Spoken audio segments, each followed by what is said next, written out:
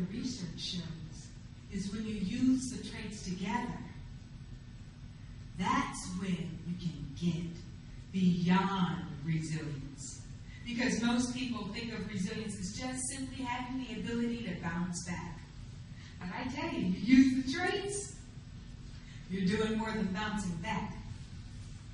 It reminds me of when David called and says, Karen, can you come to the Commonwealth Club and speak to us through our Ascent of Woman series? It gave me another opportunity to really focus in on the relationship between resilience and women. And I'll tell you something amazing happened. Is because I'm finding out is that a lot had to do with the self-esteem of women. In society, there were so many different mindsets that were being put out, different frames of mind that actually had a lot to do with how people were reacting. To give you an example, I interviewed a woman named Vicki Wynn. Her grandmother was a pitcher bride. Her grandfather was working here. He's a Japanese man working here in the United States. Wanted a bride from Japan. Her picture was given to him, and he selected her. That is how she came to this country. So her frame of mind was, thank you, thank you, thank you, thank you, thank you. Did she have any thoughts of her own? Probably. Were they ever acted upon? Not even close. They have children. 2 girls, 2 boys. The father shows up at the hospital when the boys are born. Takes them 3 days to come to the hospital to visit when the girls are born. So you're kind of getting an idea of how different mindsets are. She has children. They grow up. Now, Vicky's mother was the first in her family to actually be born in the United States. So her frame of mind was, wow, all these opportunities and education available. She went, yes. She went to school. She learned many things, spoke to a lot of people, and yes, what did she do? The same things her mother taught her to do. What society said was the right thing for her to do. You get married, you have babies. Any opinion you think you have, you keep to yourself.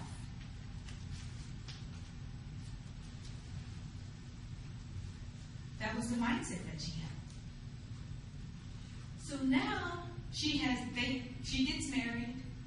Her husband, the Vietnam War happened during this time after they had got married. And because he was Japanese, he was kept in a camp for 2 years.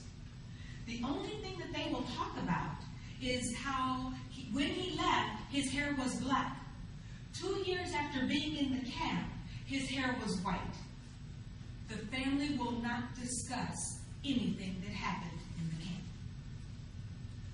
But because they want to hold Vicki so close, all of the children, when she was growing up, they didn't even want her to go to college because she didn't want to go down the street. She wanted to go, to another state for college.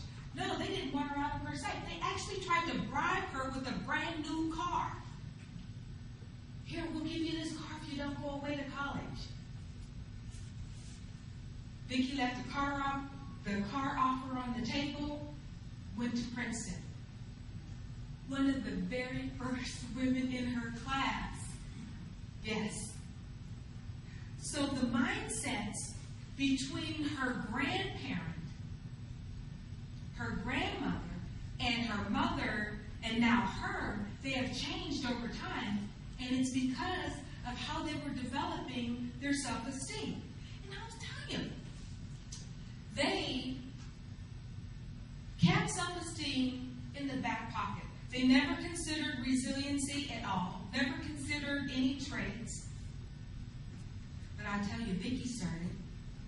Because with creativity, she started finding new ways that she could do things. She started thinking out of the box. She didn't think that education was only down the street. She saw a broad way to go. Other opportunities. Also, with her focus and humility, she had learned so many different things. She wanted to share that with others and felt that she could do that if she would broaden her horizon and step out of the neighborhood. Actually go to where other people are, outside of the family. Talk to strangers. But you know, it's one thing to talk about resilience and mention the 7 traits, but it's another thing to actually experience it. And I think that with the interaction, maybe if you can see it on stage, it'll help you understand what I'm saying a little clearer. With resilience, I mentioned the 7 traits. Courage is the most, I won't say it's the most important, but it is one that you will find in all 7 traits. It supports them. And the reason why is because it has so many different layers. The outside is courage, but it's almost like an onion. You have to peel back the layers and get to the seed right in the middle. That's where it develops. And in the middle, that's where you're going to find hope and desire. Is there a couple of people here that could represent hope and desire for me up here on stage?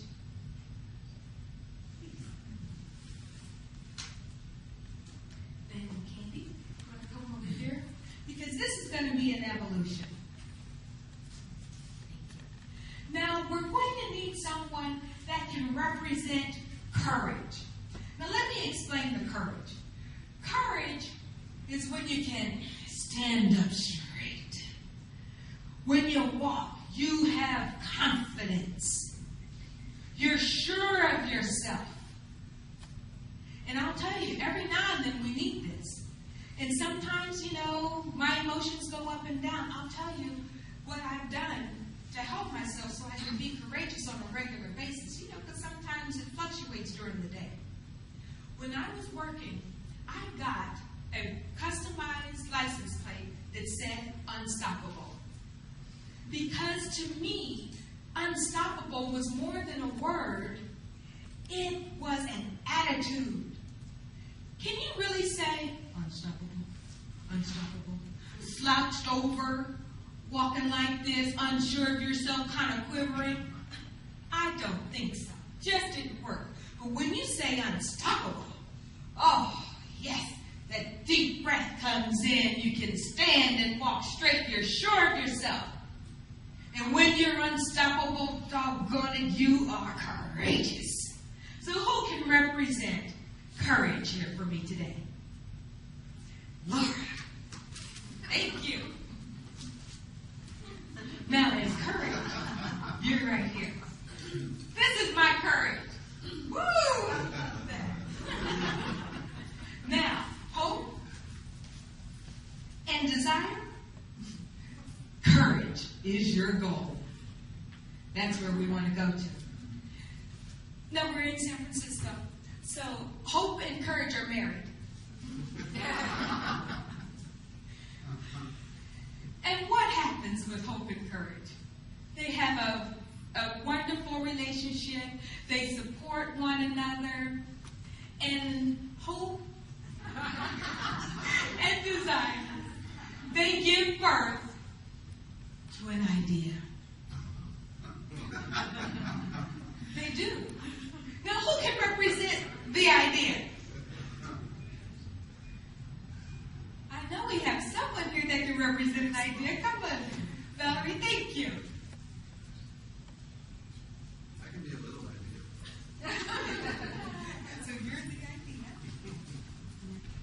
You're their offspring, so. Now, this is something that happens. We have hope, we have a child, the idea. The idea is all excited, ready to experience something new. But idea, before it can take a step forward, it has to have a conversation with self-esteem. Because you know, self-esteem is in control of whether you take a step forward or whether you take a step backward. Who has the power to represent self-esteem? Yes! Please come forward. I'm going to leave my cane behind you. What's your name? My name's Marie. Marie is self-esteem. Yes. Go, girl. Where should I go? You're with the hope of the idea? Because, Marie, because the idea is going to have a conversation with self-esteem. Now, when self-esteem talks to the idea, you kind of get excited because it's like, oh, yeah, good idea. That sounds wonderful.